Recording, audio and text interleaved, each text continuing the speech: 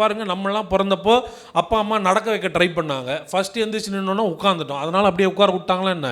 இல்லை, உன்னால் நடக்க முடியும்னு கைப்பிடிச்சி சப்போர்ட் பண்ணி இன்றைக்கி நம்மளை நடக்க வச்சுருக்கிறாங்கன்னா விசுவாசம் உள்ள ஜபம், அவர் நாமத்தின் மேலே இருக்கிற விசுவாசம் ஒரு பிணியாளியை ரட்சிக்கும்னு சொன்னால், ஜபம் உன் தகுதியை சார்ந்ததில்லை, இயேசுவின் நாமத்தை சார்ந்ததுன்னு கேட்டதுக்கப்புறம் ஜபத்தில் தயங்காதீங்க, தைரியமாக ஜபம் பண்ணுங்க. இயேசுவின் நாமத்தில் சுகம் உண்டாகணும். நான் சொல்கிறேன், அந்த சுகத்துக்காக மற்றவங்களுக்கு ஜபம் பண்ணுறதுக்கு முன்னாடி இன்னைக்கு உங்கள் சரீரத்தில் இருக்கிற சுகவீனத்துக்காகவே நீங்கள் ஜெபம் பண்ண ஆரம்பிங்க.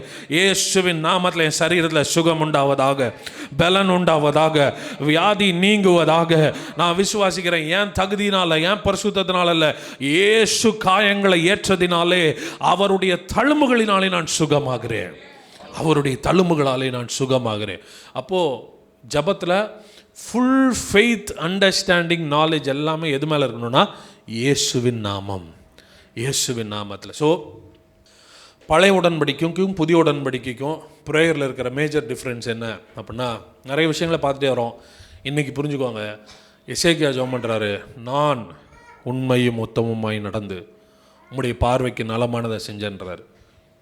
நீங்களும் நானும், நான் என்ன செஞ்சேன், நான் இதெல்லாம் செஞ்சுருக்கிறனால எனக்கு ஆண்டவர் நன்மை செய்வார், நான் இதை பண்ணால் ஆண்டவர் செய்வார். நான் தயவுசெய்து ஆண்டவர் கொச்சப்படுத்திடாதீங்க.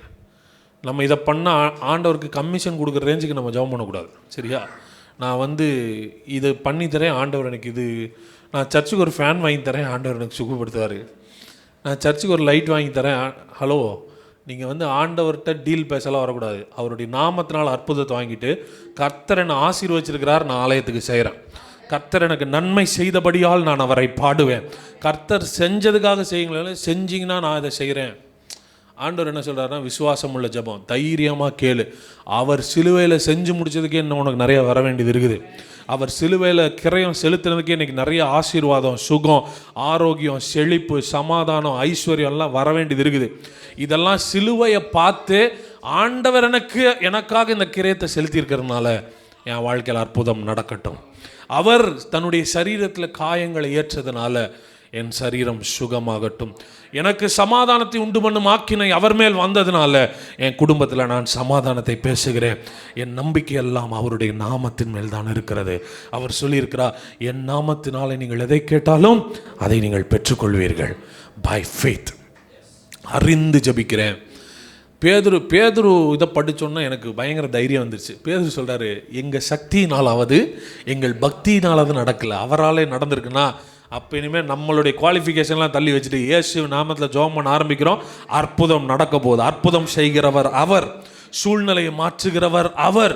நீங்கள் ஜெபம் பண்ணுறீங்க, நீங்கள் ஜஸ்ட் ஒரு பிரிட்ஜாக தான் இருக்கிறீங்க, விசுவாசிக்கிறீங்க, நீங்கள் நம்புறீங்க, உங்கள் ஜெபத்தில் அங்கே அற்புதம் நடக்கிறது.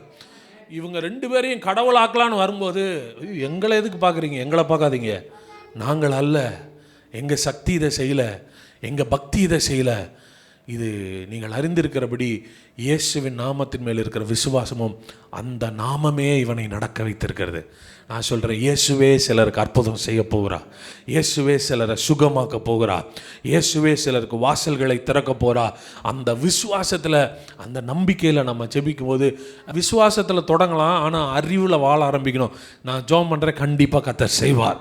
நாங்கள் ஜெபிக்கிறோம், கர்த்தர் அற்புதங்களை செய்வார். பழைய உடன்படிக்கைக்கும் புதிய உடன்படிக்கைக்கும் இருக்கிற மிகப்பெரிய வித்தியாசம், அது தங்களுடைய தகுதியை சார்ந்து ஜெபித்த ஜெபம். இங்கே இயேசுவே எங்களுடைய தகுதியாக இருக்கிறார், அவரை சார்ந்து நாங்கள் ஜெபிக்கிறோம்.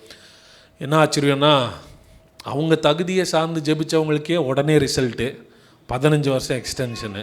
இன்றைக்கி இயேசு தகுதியை சார்ந்து ஜெபித்தா நம்மளுக்கும் அற்புதம் உடனே நடக்கணும், அதிசயம் நடக்கணும், சூழ்நிலை மாறணும், தேவைகள் சந்திக்கப்படணும், ஆயுசு நாட்கள் கூடணும், அற்புதங்கள் நடக்கணும், பெருக்கம் உண்டாகணும், உயர்வு வரணும், மேன்மை வரணும். இதெல்லாம் வரும். எப்படி ஜெபிக்க போகிறோன்னா, அவருடைய நாமத்தை சார்ந்து ஜெபிக்க போகிறோம். உங்களுடைய ப்ரேயர்லாம் அவரை சார்ந்து இருக்கணும். எந்த பகுதியிலலாம் குறையோடு இருக்கீங்களோ, எந்த பகுதியெலாம் தேவையோடு இருக்கிறீங்களோ, இது வரைக்கும் ஜெபிக்கிறதுக்கு நீங்கள் தயங்கியிருக்கலாம். இது வரைக்கும் நான்லாம் ஜெபிக்கலாமா அப்படின்னு யோசிச்சிருக்கலாம். ஆனால் யோசிங்க, அவங்களே அவங்க தகுதியை சார்ந்து ஜெபிக்கலை, தகுதியை சார்ந்து ஜெபிக்க வேண்டியவங்களே ஜெபிக்கலை. நம்மளாம் தகுதியை சார வேண்டியதில்லை, இயேசுவை சார்ந்து ஜெபிக்கிறோம். அவருடைய நாமத்தினால என்ன நடக்கும் தெரியுமா? ப்ரேயர்ன்ற ஒன்று ஸ்டார்ட் பண்ணிட்டீங்கன்னா குற்ற உணர்வு கூட உங்களிலிருந்து வெளியேறும். ஜெப நேரத்துலேயே அதெல்லாம் நடக்கும். ப்ரேயர் டைமில் நீங்கள் கேட்குறது மாத்திரம் நடக்கும்னு நினைக்காதீங்க. நீங்கள் கேட்காத குற்ற உணர்விலிருந்து கூட நீங்கள் விடுதலை ஆவீர்கள். அதை தான் சொல்கிறார். ஒருத்தனுக்காக ஜெபம் பண்ணால் வியாதி மாத்திரம் போகும்னு நினைக்காத. நீ வியாதிக்கு தான் ஜெபம் பண்ணிட்டு இருக்க, கூடவே அவன் செஞ்ச பாவத்தையும் நான் மன்னிச்சு விட்ருவாங்கிறார். அப்போ ப்ரேயர் டைமில் பல விஷயம் என் மைண்டில் நடக்க போது. Start praying. ஜெபம் பண்ண தொடங்குங்கள். ஜெபம் பண்ண தொடங்குங்கள். Be serious about prayer.